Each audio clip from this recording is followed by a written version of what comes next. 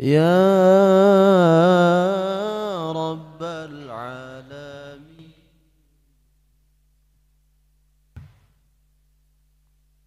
Bismillahirrahmanirrahim.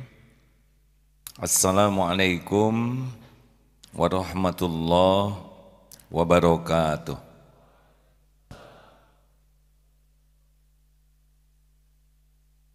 Alhamdulillahi rabbil alamin, alladzi khalaqal mauta wal hayata liyabluwakum ayyukum ahsanu amala wa huwal azizul ghafur. Allahumma salli ala sayyidina Muhammad wa ala alihi wa ashabihi ajma'in. Ya Allah, ya Sami, ya Bashir, ya Syahid, ya Qarib. Allahumma nawwir qulubana binuri hidayatik kama nawwatal ardu binuri syamsik abadan abada birahmatika ya arhamar rahimin. Allahumma aftah lana hikmatak wansur alaina rahmatak ya dzal jalali wal ikram. Duhai Allah, bukakan hati kami menjadi ahlul yakin padamu. Bukakan pintu hikmah dari setiap takdir yang Engkau tetapkan untuk kami. Tolonglah kami dengan rahmat-Mu ya Allah.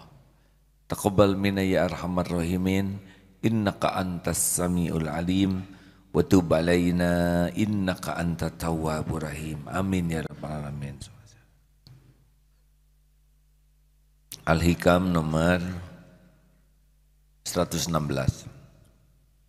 Bismillahirrahmanirrahim.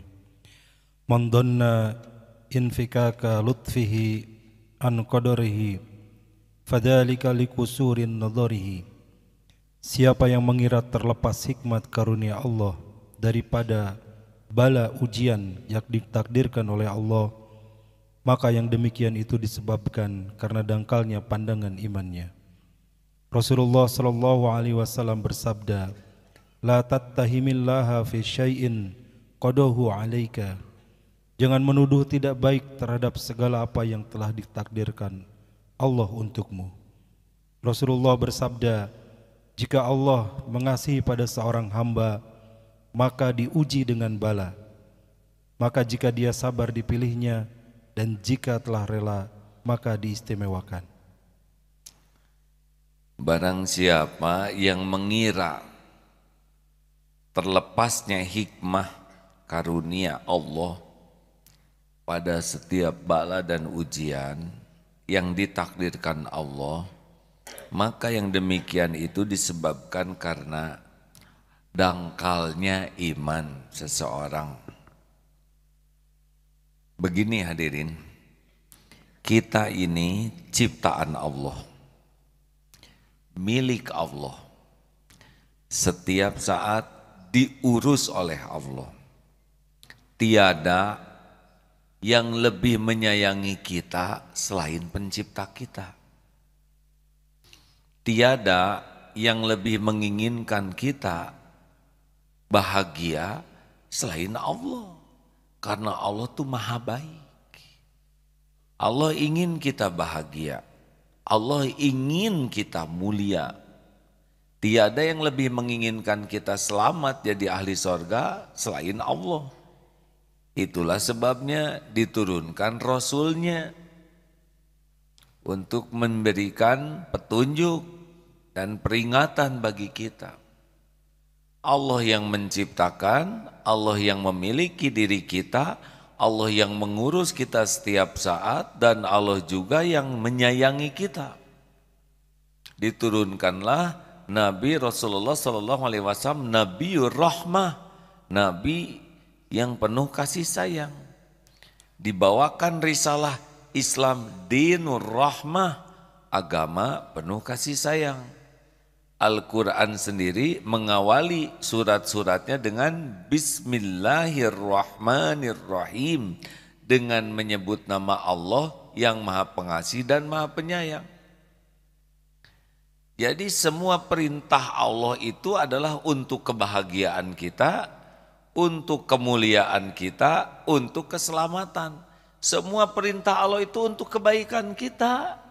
Karena Allah Subhanahu wa taala tidak memerlukan apapun dari kita. Semua yang dilarang oleh Allah, karena yang dilarang itu akan merugikan kita, menyengsarakan, menghinakan dan mencelakakan. Tetapi, ada tetapinya. Kita ini kecenderungannya sebaliknya. Kita ingin ke sorga, tapi perilaku seperti yang berminat ke neraka. Kita tidak mau ke neraka, tapi amalan ahli sorga tidak kita lakukan.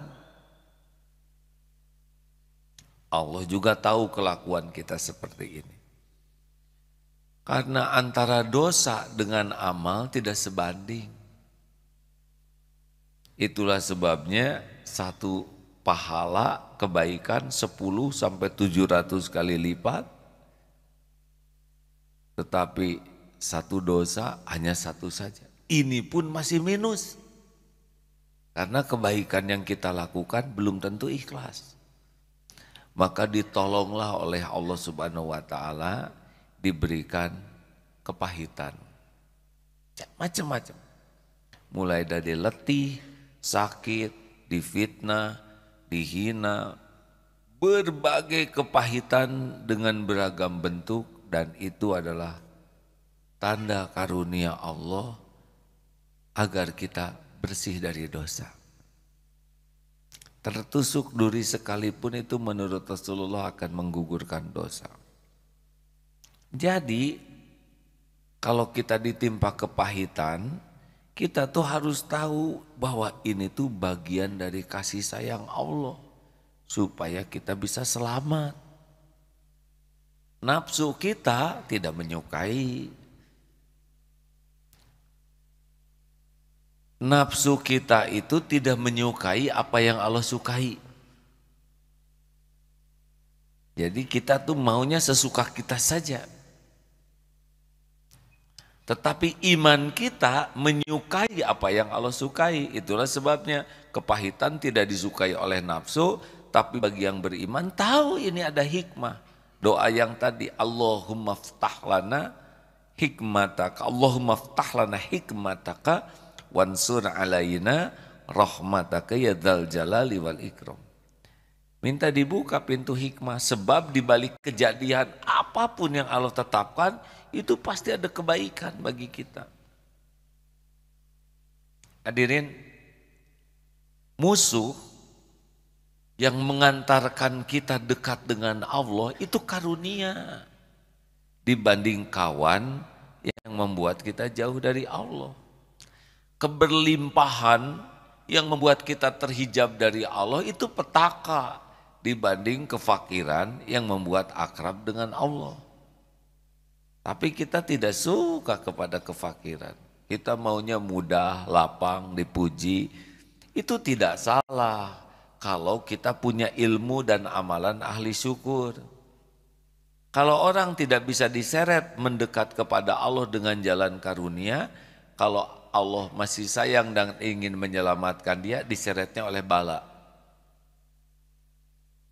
Tinggal milih saja, mau didekatkan ke Allah dengan nikmat atau dengan bala. Saya sudah tahu jawabannya.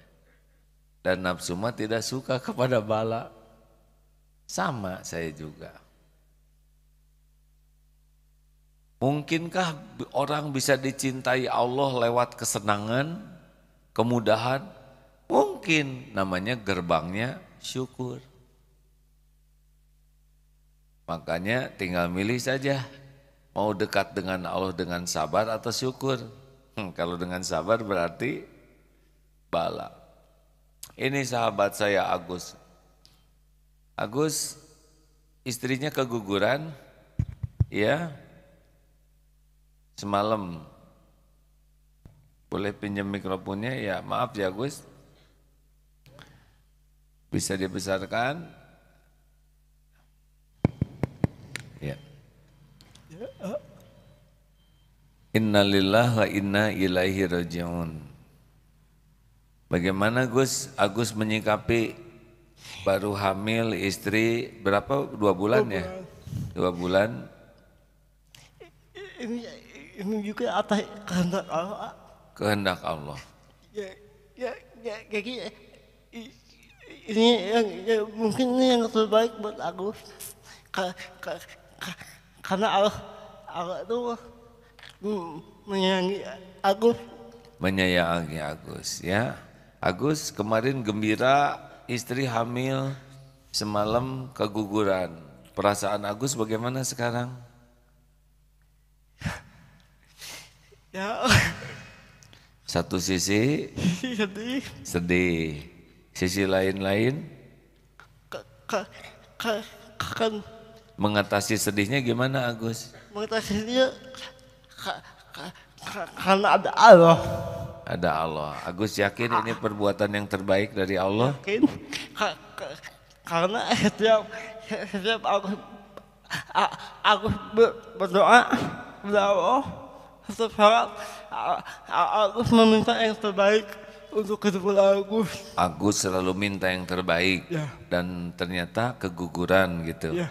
Jadi Agus merasa ini yang terbaik. Ya, Ya, Agus melihat pertolongan Allah tidak? melihat.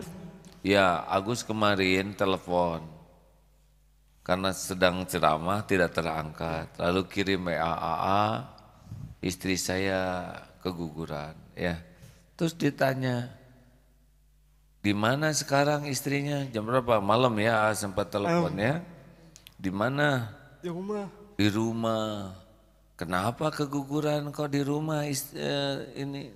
Karena apa? Karena naik turun tangga.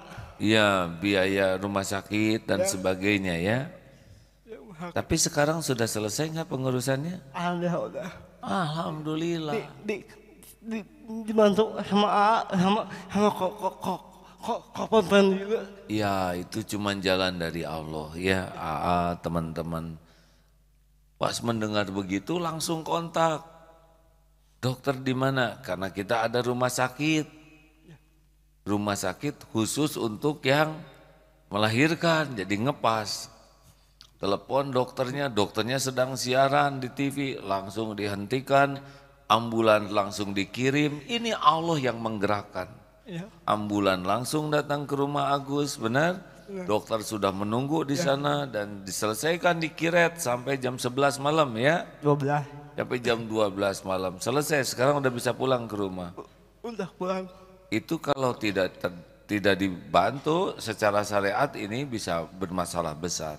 Tapi itulah Allah menolong ya. Ya, aku juga mengucapkan terima kasih sama dan Kopon kan udah membantu aku. Alhamdulillah. Semua itu adalah Allah yang menggerakkan, Gus. Ya kan? Tapi berterima kasih bagian dari syukur. Alhamdulillah. Ya begitulah Allah menggerakkan. Siapa yang dia gerakkan? Gerakan saja. Dokternya dengan sukacita bergerak. Ambulan juga sudah dekat lagi, sudah sedia di pesantren. Ya. Masya Allah. Dan yang lebih mahal lagi adalah Agus dibukakan hatinya mengenal bahwa takdir ini adalah bagian dari takdir terbaik dari Allah. Lebih lega nggak Gus? Amin. Istri juga bisa nerima ini. Bisa nerima, cuma sama Agus dikasih masukan istri. Istri dikasih masukan apa? Makanan, kue atau apa? Nasihat. Nasihat.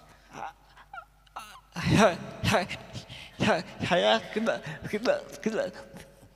tidak meminta apa-apa dari kamu, tapi saya minta kamu bersyukur. Bersyukur gitu.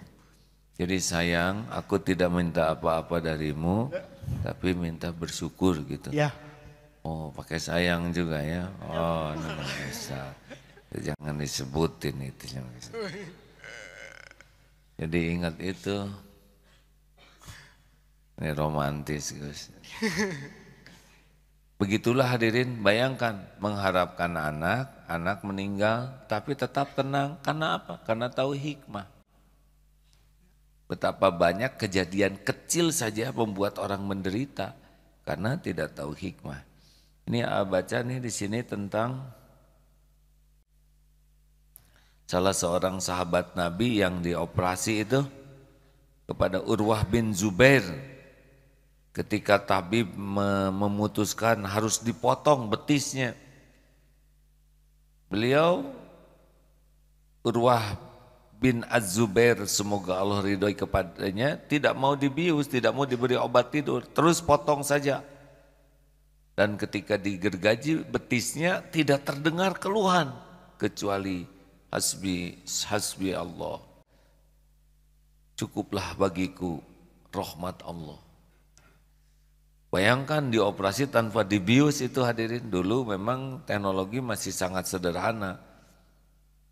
Dan sesudah selesai dibungkus saja itu betis yang diamputasinya itu. Lalu dicuci, dibungkus dan dikuburkan di pekuburan muslimin. Lalu ia berkata, Allah telah mengetahui bahwa kaki itu tidak pernah saya gunakan untuk berjalan kepada maksiat. Lalu ia berkata, ya Allah, jika engkau ambil maka banyak sisanya. Jika engkau memberi bala masih banyak yang selamatnya. Begitulah hadirin, kalau orang dibukakan pintu hikmah lebih fokus kepada karunia. Baik yang nampak maupun yang tidak nampak. Kenapa orang bisa sabar? Karena berbaik sangka kepada Allah. Bahwa Allah itu penguasa kita yang maha baik, pasti melakukan segalanya baik. Begini, saya mau nanya nih, kapan Allah berbuat jelek kepada kita?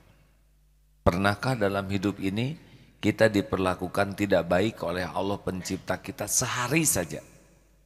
Tolong dijawab. Pernah tidak? Yang betul. Sejam? Semenit? Sekejap? Tidak pernah. Allah maha baik. Yang puluhan tahun kita diperlakukan baik oleh Allah. Kalau sesuatu saat Allah memberikan ujian, sesuatu yang tidak cocok menurut keinginan kita, berprasangkalah selama ini aja Allah tidak pernah berbuat jelek. Kenapa ketika ada sesuatu yang tidak cocok kita malah berprasangka buruk? Katakan, ada orang baik sekali kepada kita dan tidak pernah berbuat buruk kepada kita. Suatu saat melakukan sesuatu yang tidak cocok dengan keinginan kita. Pasti kita baik sangka, enggak lah, beliau mah selama ini juga baik. Dia mau ngasih tapi tidak jadi misalkan. Nanti ya harusnya kita diberi tapi tidak sesuai dengan keinginan kita. Kita pasti tahu, beliau mah selama ini sangat baik. Kalau hari ini melakukan sesuatu yang enggak cocok, pasti ini ada hikmahnya. Apalagi Allah, benar? Makanya berbaik sangkalah. Di balik kepahitan apapun, harus berbaik sangka karena Allah tidak pernah berbuat jelek. Satu itu. Yang kedua, bahwa yang kita anggap pahit itu ternyata ada karunia besar di sana. Kalau kita sabar yang tidak kita bisa raih dengan kelapangan. Berapa banyak ya seperti ibunya Nabi Adam, ulangi Nabi Musa disuruh menghanyutkan anaknya ke sungai Nil. Berat sekali ini. Punya anak dihanyutkan. Tapi Allah punya rencana sendiri. Ternyata dibelokkan, masuklah ke istana Fir'aun.